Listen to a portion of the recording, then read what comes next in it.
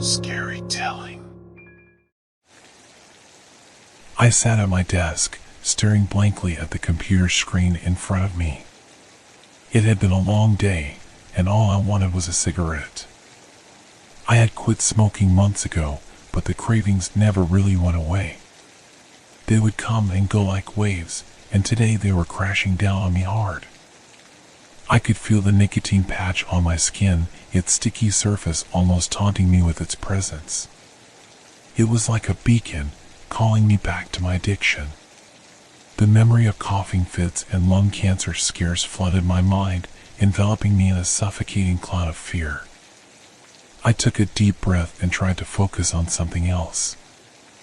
I looked down at my hands, which had started to regain their color since I quit smoking. But the bite cap of the bottle from which I drank every day still taunted me, tinted with a pale orange hue that seemed to reflect the state of my lungs. I knew I couldn't go back to smoking, but the itch had evolved into a hankering.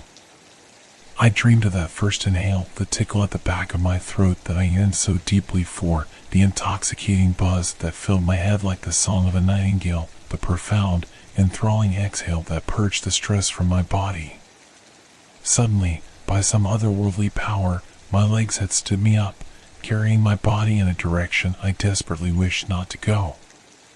Clawing at my desk, my feet dragged me from my chair, nails scrawling across the wooden floor, chipping and breaking as my body lurched towards the bathroom with immutable force. Screaming, I found myself reluctantly freeing the cigarette packet taped behind the toilet tank, forcing every cell of my body to fruitlessly fight back. Tears streaming from my eyes, a wail for help on my lips, I sat on my hands with such force that the knuckles cracked. But the craving was too strong. I could feel the smoke calling to me, promising relief from the pain and stress of the day. I could feel the addiction taking hold of me once again, and I knew I was powerless to resist. I tore open the packet and grabbed a cigarette, my fingers shaking as I brought it to my lips. The smell of tobacco filled my nostrils, and my heart raced with excitement and fear. I lit the cigarette with a trembling hand, and as the smoke filled my lungs, I felt a sense of relief wash over me. But it was short-lived. As the smoke cleared, I realized what I had done. I had given in to my addiction once again, and I knew that it was a slippery slope back to the darkness I had fought so hard to escape. I sat there in the bathroom, feeling helpless and alone. The memory of the smoke monster, the entity that haunted my dreams and tempted me to smoke again, came flooding back. I knew that I had to fight back, that I couldn't let my addiction consume me once again. But the craving was too strong, and I didn't know if I had the strength to resist. I took a deep drag from the cigarette, feeling the smoke fill my lungs and the nicotine take hold. It was a sensation I had missed, and for a moment, I felt like I was in control again. But as I exhaled, I felt a strange presence in the bathroom with me. I looked around, but I couldn't see anything out of the ordinary. The smoke from the cigarette was starting to fill the room, making it harder to see anything clearly. I tried to shake the feeling off, thinking that it was just my imagination playing tricks on me. But then I heard a voice, soft and insidious, whispering in my ear. "Go ahead, take another drag," it said. "You know you want to." I froze, my heart racing with fear. I had heard this voice before, in my dreams and nightmares. It was the voice of the smoke monster, the entity that had tempted me to smoke again and again. I tried to shake the feeling off, thinking that I was just imagining things. But the voice continued to whisper, urging me to smoke more, to surrender to the addiction. The smoke in the room was getting thicker now, and I could feel it closing in on me. I tried to leave the bathroom, but the door wouldn't budge. It was like it was locked from the outside, trapping me in the room with the smoke monster. I started to panic, clawing at the door and walls in desperation. But the smoke monster's voice continued to whisper in my ear, promising relief from the pain of addiction. I tried to fight back, to resist the temptation, but it was too strong. I took another drag from the cigarette, feeling the smoke fill my lungs once again. And then, something strange happened. The smoke from the cigarette started to change, taking on a life of its own. It coalesced into a thick cloud, swirling and writhing like a living thing. I could feel the smoke monster's presence in the cloud, and it was like it was reaching out to me, trying to take hold of my mind and soul. I tried to fight back, to resist the temptation, but it was like my will was being eroded away. I took another drag from the cigarette, feeling the smoke monster's power over me grow stronger with each passing second. As the smoke cleared, I realized that I had been defeated. I had given in to my addiction once again, and I knew that it was only a matter of time before the smoke monster came for me again. The smoke monster had taken hold of me, and I could feel its presence in the room with me. It was like it was all around me, suffocating me with its power and control. I tried to leave the bathroom, but the door was still locked from the outside. It was like the smoke monster was holding me prisoner, trapping me in the room with it.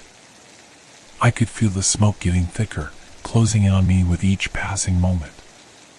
It was like I was drowning in it, unable to breathe or escape.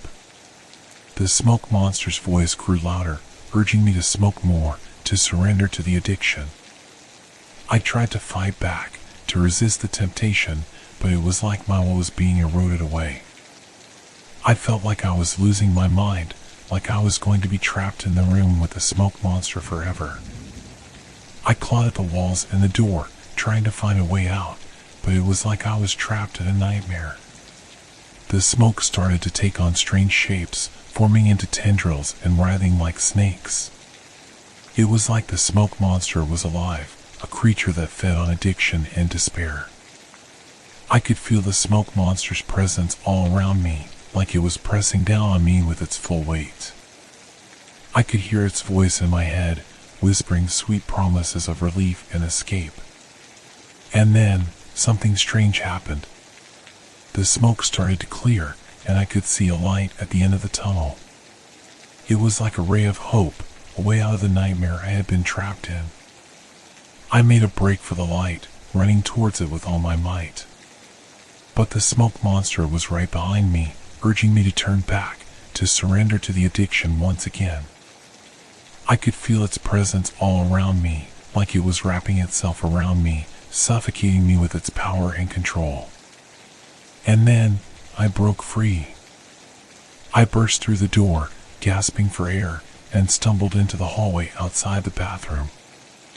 I looked back, expecting to see the smoke monster chasing me, but the bathroom was empty. It was like the smoke monster had vanished into thin air, leaving me alone with my addiction and my fear. I collapsed onto the floor, gasping for air and shaking with fear. I knew that the smoke monster was still out there, waiting for me to let my guard down, waiting for me to surrender to the addiction once again. I sat in the hallway, trying to catch my breath and collect my thoughts. I knew that the smoke monster was still out there, waiting for me to slip up, waiting for me to give in to my addiction once again. But I also knew that I couldn't keep living in fear. I needed to confront the smoke monster, to face my addiction head on, and to take back control of my life. I stood up, my legs shaky and weak, and made my way back to the bathroom. I could feel the smoke monster's presence all around me, like it was watching me, waiting for me to make a move.